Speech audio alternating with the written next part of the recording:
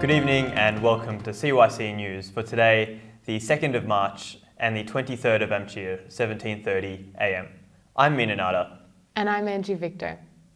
In today's headlines, 7 Copts found killed in Libya's Benghazi. Human rights groups speak out against the killings. Qantas CEO Alan Joyce announces 5,000 jobs cut. The United States warns Russia against military intervention in the Ukraine, and 50 killed in Venezuela protests. On Monday, Libyan police discovered 7 Egyptian Christians killed in the Grotha area, west of the city of Benghazi, in the east of Libya.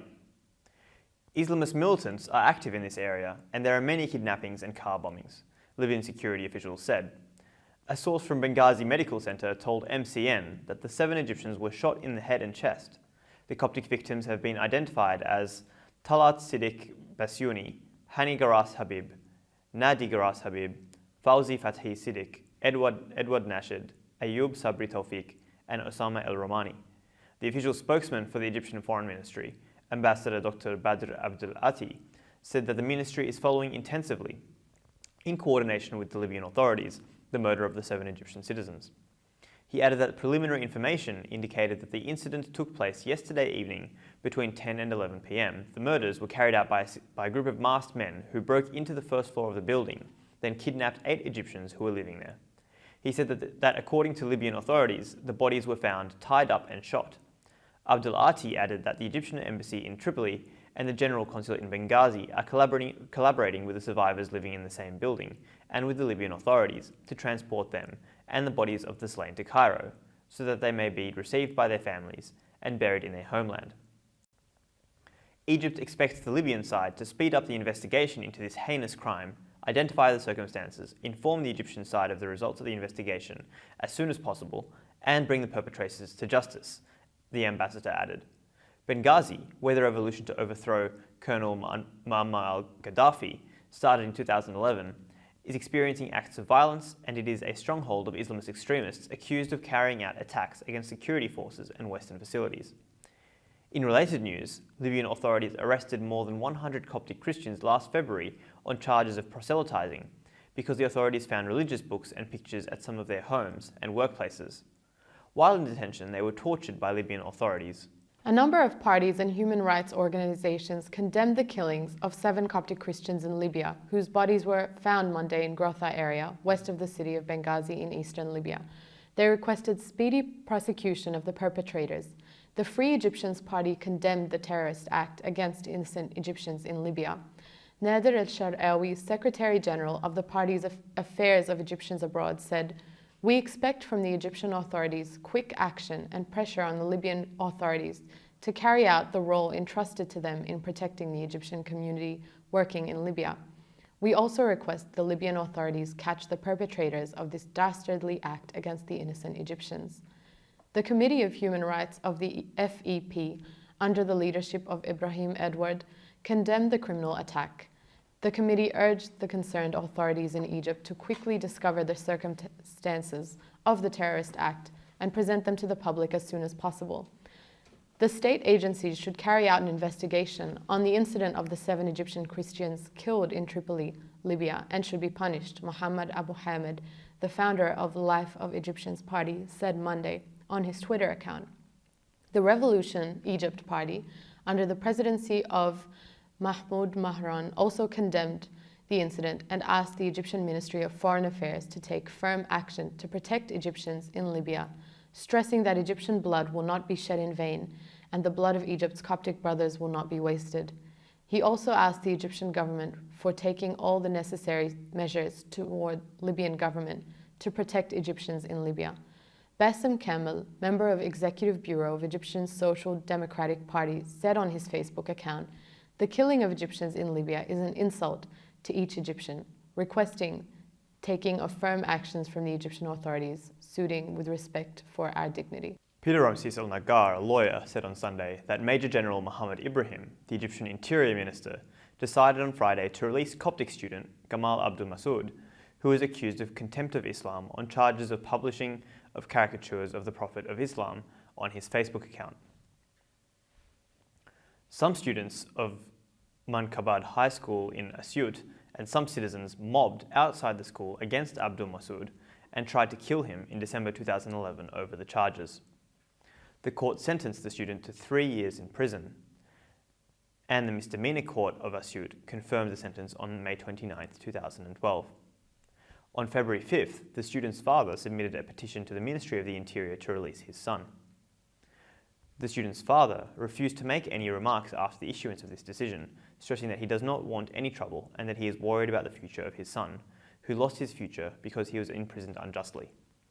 The father said that he wants nothing but to see his son released from the fabricated issue against him while he is still young and does not know anything.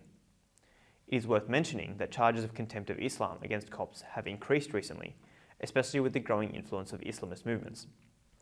In many cases, there has not been evidence of the charges and witnesses deny them, while hasty judgments are usually issued against Copts. The United States has warned Russia against a military intervention in Ukraine, saying such a move would be a grave mistake, as troops in western Russia were placed on high alert for massive new war games in the area, including near the Russian-Ukrainian border. This is not Rocky IV, US Secretary of State John Kerry said, referring to the iconic 1985 Sylvester Stallone film, in which an aging American boxer takes on a daunting Soviet muscleman. It is not a zero-sum game. We do not view it through the lens of the East-West, Russia, US, or anything else. We view it as an example of people within a sovereign nation who are expressing their desire to choose their future, and that's a very powerful force, Kerry added, noting that Russian President Vladimir Putin on Wednesday ordered large-scale military exercises in what many see as a show of force or possible prelude to intervention in Ukraine. Kerry said it would be hypocritical for Moscow to send troops into another country after spending the last several years opposing foreign military action in places like Libya and Syria. Venezuela's president, Nicolas Maduro, has said that the number of deaths which can be connected to 2 weeks of anti-government protests has risen above 50. Official estimates put the number killed in clashes at 13. Mr. Maduro has blamed the violence on fascist groups.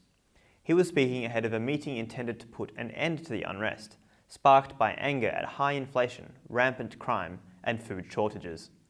But the main opposition coalition has refused to attend, calling it a farce. We will not lend ourselves to a sham dialogue that would end in a mockery of our compatriots, the bloc's vice president, George Ariaza, told reporters. On Monday, Venezuela's Attorney General, Luisa Ortega, said 13 people had died in protest-related violence. At the time, opposition groups said the number of dead was at least 15. Speaking at a pro-government rally staged by farmers outside the presidential palace, Mr. Maduro said there were more than 50 dead as a result of roadblocks and barricades.